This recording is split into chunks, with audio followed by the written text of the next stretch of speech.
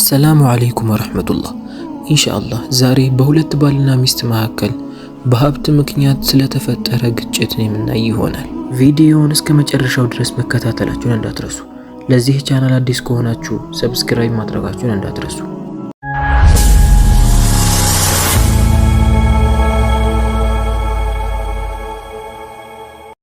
አንድ ቀን የሐሊማ ባል ሰዓድ ከእንቅልፉ አርፍዶ ይነሳል። እንደሌላው ጊዜ ዚክርን አልተጠቀመም፣ ሰላትንም አልሰገደም። ተጣጥቦ ልብሱን ከቀየረ በኋላ ጠጥቶ የማያውቀውን ቡና ለመጀመሪያ ጊዜ መጠጣት ጀመረ። እንደሌላው ጊዜም ለሚስቱ ሰላምታንም አልሰጣትም። ሐሊማ ይህንን ስትመለከት በጣም ግራ ትጋባለች። ከሌላው ጊዜ ባህሪው ተቀያይሮ ከሱን ብሶ ጠጥቶት የማያውቀውን ቡና እየጠጣ ስትመለከተው በጣም ተገረመች። ዛሬ ሰዓድ ምን ሆኖ ነው እያለች ማሰብ ጀመረች። ወደ ሰዓድ ጋርም ፈገግ ብላ ጠጋ አለችና ለአይን እንኳን የምትጠላውን ቡና እንዴት ዛሬ ልትጠጣ ቻልክ ብላ ጠየቀችው። ነገር ግን ሰዓድ ምንም አይነት መልስ አልሰጣትም ነበር። አይኗን ተመለከታትና ዞር ብሎ ቡናውን መጠጣት ጀመረ። ሚስትም ፈገግ ብላ አዋርተው መልስ ሳይሰጣት ዝም ሲላት በጣም ይከፋታል። ዛሬ ምን ሆኖ ነው? ምን የነካው ነገር አለ እያለች ማሰብ ጀመረች። እንዲህማ ማሰብ የለብኝም አለችና እንደገና ወደሱ ጋር ጠጋ ብላ ሰዓድ ሆይ የሚያስጨንቅህ ነገር አለ እንዴ ብላ ጠየቀችው። ሰዓድም አረ ምንም ነገር የለም አላትና ሌላ ምንም አይነት መልስ ሳይሰጣት የያዘውን ቡና ጠጥቶ ከጨረሰ በኋላ ትንሽዬ የሥራ ቦርሳውን ይዞ ከቤት ይወጣል። ሚስቱን እንኳን ቻው ብሎ ሰላም አላላትም ነበር። አሁን ሐሊማ ይበልጥ መጨነቅ ጀመረች። ከዚህ በፊት የምታውቀው ሰዓድ ከሚስቱ ጋር የሚጫወት ሚስቱን የሚወድ ጠንካራና ቤተሰብ ወዳድ መሆኑን ነበር የምታውቀው። ምን አስከፋሁትም ብላ ከራሷ ጉዳይ ጋር ከሆነ ብላ ማሰብ ጀመረች። ባሏ ሰዓድ የሥራ ዶክመንቶችን የሚያስቀምጥበት ክፍል ነበር። ምናልባት ያጣው ነገር ሊኖር ይችላል ብላ ወደዛ ክፍል ገብታ ዶክመንቶችን ማገላበጥ ጀመረች።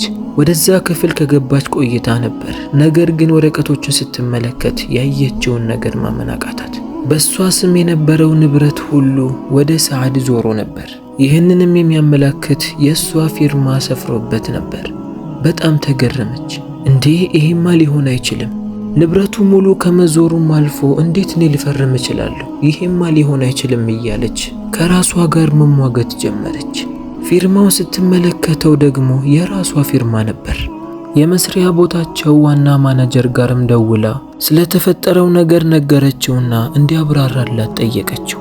ማናጀሩም አለቃዬ ሆይ ከተወሰኑ ቀናት በፊት እኮ ከባልሽ ሰዓድ ጋር ወደ እኔ ጋር መታችሁ ነበር። በአንቺ ስም ያለውን ንብረት ሁሉ እኮ ለማዞር ተስማምተሻል፣ ራስሽን ፈርመሻል። ይህን ደግሞ እኔ አይቻለሁ አላት። ሐሊማ የምትሰማውን ነገር ማመን አቅቷት ስልኳ ከእጇ ላይ ይወድቃል። እየተካሄደ ያለውን ነገር በጣም ግራ ይገባታል። ስልኩንም ከዘጋችው በኋላ ወደ መስሪያ ቤት ሄዳ ባሏን ሰዓድን ራሱን ልትጠይቀው ወሰነች። ልብሷንም ቀያይራ ከቤት ወጣች። የሚያመላልሳት የራሷ አንድ ሹፌር ነበር። ወዲያውን ወደ መስሪያ ቤት እንዲወስዳትም ነገረችውና ወደ መስሪያ ቤት ሹፌሩ ይዟት ይሄድ ጀመር። የምትወደውና የገዛ ባሏ ሰዓድ ይህንን ለምን አደረገ እያለች ማሰብ ጀመረች። ከትንሽ ቆይታ በኋላም ወደ ትልቁ መስሪያ ቤታቸው ትደርሳለች። የመስሪያ ቤቱ በር ላይም ባሏን ሰዓድ ታገኘዋለች። ሰዓድም ሚስቱ ሐሊማ ተናዳ ወደዛ እንደመጣች ሲመለከታት ወደሷ በቀስታ እየተመለከተ ምን ሆነሽ ነው ሚስቴ ሆይ ወደዚህ ለምን ልትመጪ ቻልሽ አላት። ከዛም ወደ አንድ ካፌ ያስገብቷት ቁጭ ብለው ማውራት ጀመሩ። ሐሊማ የሰዓድን አይን እየተመለከተች በሚያደርገው ነገር በጣም ግራ ተጋብታ ነበር። ለምንድነው እኔ ሳላውቅ በእኔ ስም የነበሩትን ንብረቶች ሁሉ ወደ ራሴ ያዞርከው ብላ ጠየቀችው። ሰዓድም ይህንን ሲሰማ በጣም ይስቃል። ሐሊማ ከባሏ የምትመለከተው ነገር ጭራሽ ግራ እያጋባት ይመጣል። ሰዓድም ቀጥሎ ይህንን ያደረግሽው እኮ ራስሽ ፈቅደሽና ወደሽ ነው፣ ካላመንሽኝ ደግሞ ወደ ቤት ስንመለስ ማስረጃን አሳይሻለሁ አላት። ሐሊማም የምትለው ነገር ምንም የገባኝ አይደለም፣ በደንብ አብራርተህ አሁን እንድትነግረኝ የምፈልገው አለችው። ሰዓድም ያደረግሽውን ነገር ምናልባት ረስተሽው ሊሆን ይችላል፣ አሁን ብዙ ስራ ስላለብኝ ወደ ቤት ተመለሽ ይላታል። ሐሊማም በጣም ትናደዳለች። ነገር ግን ከዙሪያቸው ብዙ ሰዎች ስለነበሩ ንዴቷን ዋጥ አደረገችውና ሰዓድ እስከ ውጪ ድረስ ከሸኛት በኋላ ለሹፌሯ ወደ ቤት ይዛት ሄድ ይለዋል። ሐሊማም በመኪናዋ ገብታ ወደ ቤት መመለስ ጀመረች። ባሏ እያደረገው ያለው ነገር ግራ ገብቷት እያሰበች ሳለ የሾፌሩ ስልክ ይጠራና ቀስ ብሎ ስልኩን አንስቶ ማውራት ይጀምራል። በመስታወቱ አሻግሮ ወደ ሐሊማ እየተመለከተ ድምፁን ቀንሶ ማውራት ጀመረ። ምን ልታዘዝ አለ። ሐሊማም የጠረጠረችው ነገር ስለነበረ ለመስማት ጆሮዋን ክፍት ታደርገዋለች። ሾፌሯም አዎ ወደ ቤት እየሄደች ነው፣ ምንም አይነት ነገር አልተፈጠረም፣ ምንም ነገር ያወቀችም አይመስለኝም፣ ዝም ብላ እየሄደች ነው እያለ ሲያወራ ትሰማዋለች። ሐሊማም እየተከናወነ ያለው ነገር ጭራሽ በገዛ ሾፌሯም እንደተካደች ይገባታል። ምንም እንዳልሰማ ሰው መስላ ወደ ውጭ እየተመለከተች መሄድ ጀመረች። በሌላ በኩል የሐሊማ አባት ጉዳዩን ሰምቶ ወደ ሰዓድ ጋር መጥቶ ይጮህበት ጀመር። አንተ ከሃዲ፣ ምንም ሳይኖርህ ልጄን ድሬህ እንዴት አንተ ውለታህን በመጥፎ ትመልሳለህ? የገዛ የልጄን ንብረት በራስህ ስታዞር ዝም ብዬ አልመለከትህም። ንብረቱን ብቻ እንድትመልስ ሳይሆን ከልጄም እንድትርቅና እንድትፈታ ትፈልጋለሁ። እኔ አንተን ከዚህ በፊት የማውቅህ በመልካምነትህና በታማኝነትህ ነበር። አሁን ግን ስለተቀየርክና ንብረትን ፈልገህ ትሰራ ስለነበር ከዚህ በላይ እዚህ እንድትቆይ አልፈልግም። ልጄን እንድትፈታና የጻፍከውን ወረቀት ሙሉ እንድትመልስ ፈልጋለሁ አለው። ይህንንም ካለው በኋላ የሐሊማ አባት በንዴት ክፍሉን ለቆት ይወጣል። ሐሊማ ከመኪናዋ ወርዳ ወደ ቤት ትገባለች። ቤት ገብታ ረፍት ብታደርግ ምንኛ ደስ ባላት። ነገር ግን ጉዳዮቹ ተደራርበውባታል። ምትወደውና ሁል ጊዜ በጉጉት የምትጠብቀው ባላ ተቀይሮባታል።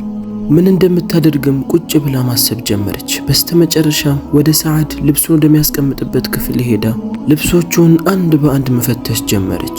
ልብሶቹንም ስታገላብጥ ከውስጥ አንድ የተጠቀለለ ፖስታን ታገኛለች።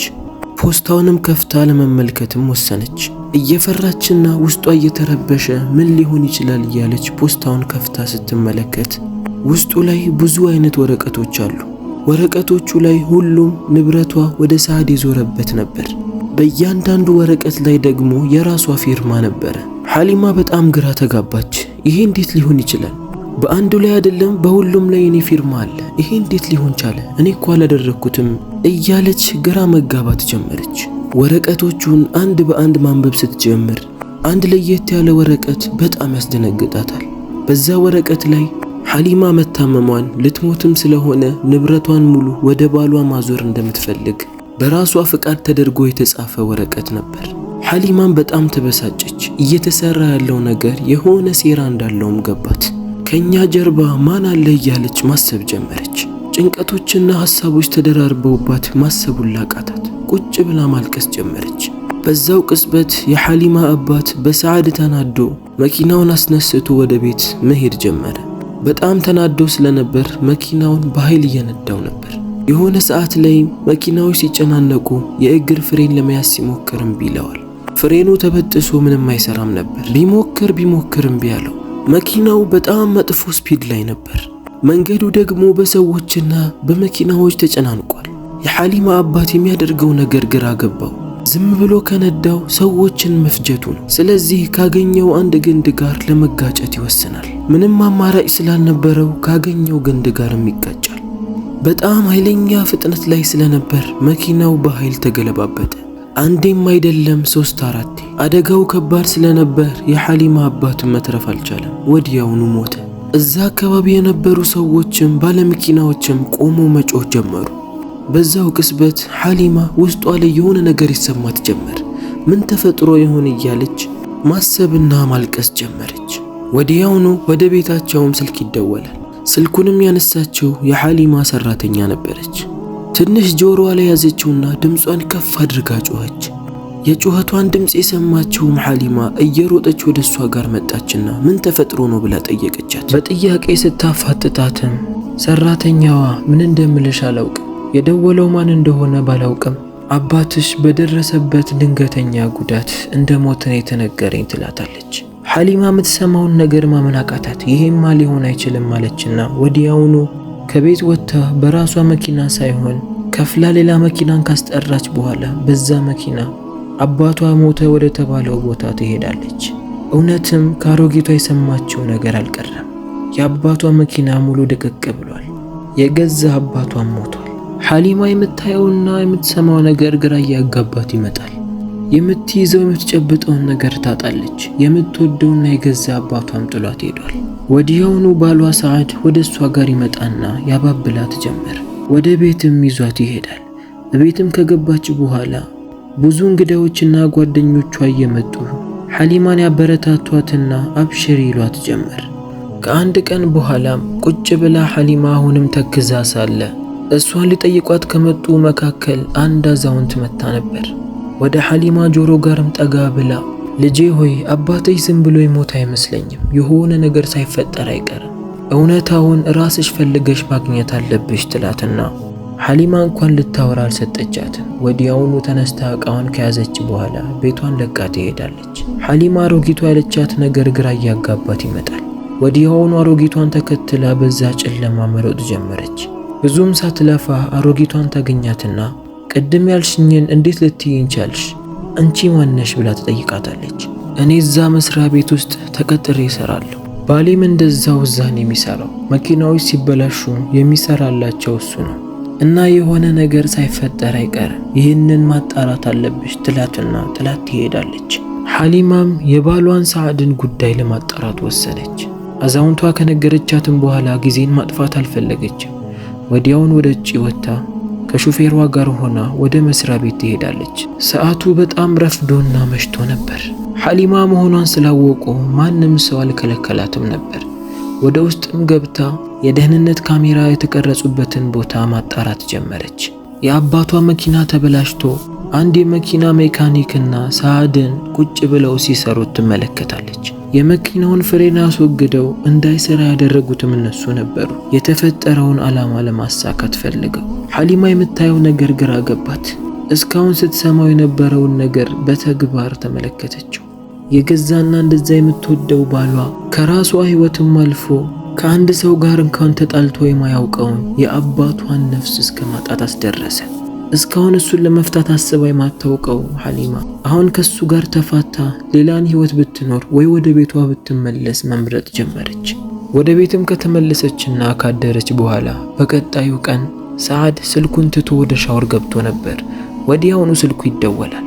ሐሊማም ስልኩን ለማንሳትና ለማየት ብዙ ከተንገራገረች በኋላ ስልኩን አንስታ መመልከት ጀመረች። ከዛም ብዙም ሳይቆይ የቤቷ በር ይከፈታል። የዛ ቤት ሰራተኛ ነበረች። አዛውንቷም ሐሊማ በጣም ተናዳና ስሜታዊ ሆና በስልክ ስታወራ ስትመለከታት ልጄ ሆይ ምን ሆነሽ ነው ዛሬ ቢዚ የሆንሽው ብላ ትጠይቃታለች። ከዛም ሐሊማ ስልኩን ዘጋቸውና እናቴ ሆይ በሩን ጠጋ አድርጊው የምነግርሽ ነገር አለ ብላ ከጎኗ ታስቀምጣታለች።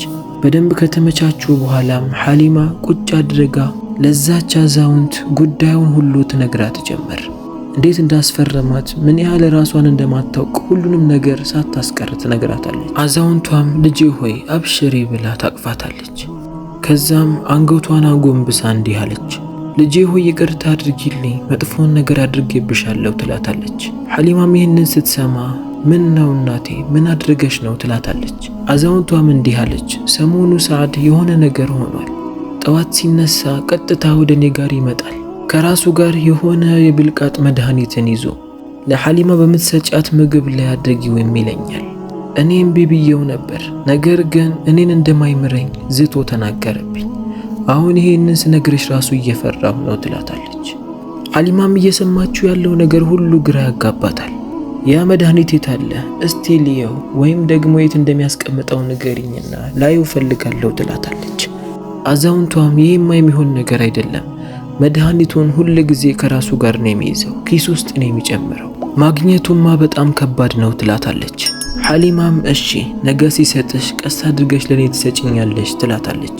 አዛውንቷም በሐሊማ ሐሳብ ተስማማለች።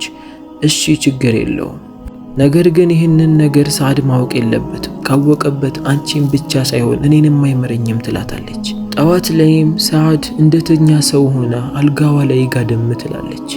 ወዲያውኑ እንደተለመደው ሰዓድ ወደ አዛውንቷ ጋር ይገባና ይህንን መድኃኒት እንደተለመደው አድርጊ፣ ከምግብ ጋር አድርገሽ ለሐሊማ ስጫት ይላታል። ከዛም ጥሏት ይወጣል። ሰዓድ እንደወጣ ስታውቅም አዛውንቷ ወዲያውኑ ያንን መድኃኒት ፎቶ ታነሳዋለች። ከዛም ለሐሊማ ምግብን መሰራራት ትጀምራለች። በዚህ ሰዓት ግን ያንን መድኃኒት እዛ ውስጥ አላደረገችውም ነበር። ሐሊማም ወዲያውኑ አዛውንቷን ስትመለከታት የታለ አመጣሽልኝ ብላ ጠየቀቻት። አዛውንቷም ይዛው የመጣችውን ፎቶ አሳየቻት። ሐሊማም ማዝና አሁን ሰዓድ እያደረገው ያለው ነገር ገባኝ፣ እኔ ሳላውቅ እንድፈርም ያደረጉኝም በዚህ ምክንያት ነው ማለት ነው አለች። ከዛም ጉዳዩን እያሰበች ማልቀስ ጀመረች። በሰዓቱ ሰዓድ ወደ ሽንት ቤት ገብቶ ስለነበር ስልኩን አንስታ ገላብጣ መመልከት ጀመረች። ወዲያውኑም የሆነ መልእክት ይገባል። መልእክቱንም ስትከፍተው ለሰዓድ የተቀመጠለት አድራሻና ስልክ ቁጥር ነበር። ስልክ ቁጥሩን ከዚህ በፊት አይተው አታውቅም፣ አድራሻውንም እንደዛው። ወዲያውኑ ሰዓድ ልብሱን ቀያይሮ ፏ ብሎ ይመጣል። ስልኩንም ይዞ በመኪናው ይሄዳል። ሐሊማም ልትከታተለው ፈለገች። ነገር ግን በዚህ ሰዓት በራሷ ሹፌር አልነበረም ሄደችው። የገዛ ሹፌሯን እንኳን ማመንትታለች። በራሷ መኪናን አስቁማ ከፍላ መሄድ ጀመረች። ወዳየችው አድራሻ ደርሳ በሩቁ ተደብቃ መመልከት ጀመረች። ቦታው በጣም ያረጀና የቆየ ነበር። በዛ መንደር ላይ አንድ ሰው እንኳን አይኖርም። ነገር ግን ያ ቤት ሙሉ ለሙሉ በወታደሮች ተከቦ ነበር። ወዲያውኑም የሰዓድ መኪና ይመጣል። ሐሊማም ያየችው ነገር እውነት እንደሆነ አወቀች። ተደብቃ ማንም ሳያያት መከታተል ጀመረች። ወዲያውኑ ሰዓድ ከመኪናው ይወርዳል። ቀጥታም ፊት ለፊት ወዳለው አንድ ክፍል ይገባል። ሐሊማ ከመስኮት በኩል እየተመለከተች ነበር። ነገር ግን ያየችውን ነገር ማመን አቃታት። ባሏ ሰዓድ ታስሮ ነበር። እስካሁን ድረስ ሰዓድ ነው ብላ ስታስበው የነበረው ባሏ አልነበረም፣ የሰዓድ ወንድም ማሂር ነበር። የገዛ ወንድሙን ለንብረት ብሎ ሲያሰቃየው ነበር። ሰዓድም ካጎነበሰበት ቀና ብሎ ሲመለከት የገዛ ወንድሙ ማሂር በሱ ላይ እየሳቀ ነበር። ምን ሆነህ ነው ወንድሜ? ምን አድርገኸኝ ነው እንደዚህ የምሰቃየው አለው። ማሂርም አየህ አይደል እኔ በጸባይ ጠይቄህ እምቢ ስትለኝ እኔ ደግሞ በጉልበት አደረግኩት። ሁል ጊዜ እድል ለኔ ጠማማ ነበረች። አሁን ግን ይህንን እድል ማስመለጥ አልፈልግም አለ። ወንድሜ ሆይ ሁሉም ነገር አብቅቶለታል። አሁን ያ የተሳካለትን ማሂር ትመለከታለህ። አሁን ያንተን ቦታ አግኝቻለሁ፣ ማን እንደሚያስለቅቀኝ እናያለን እያለ እየዛተ ያወራ ጀመር።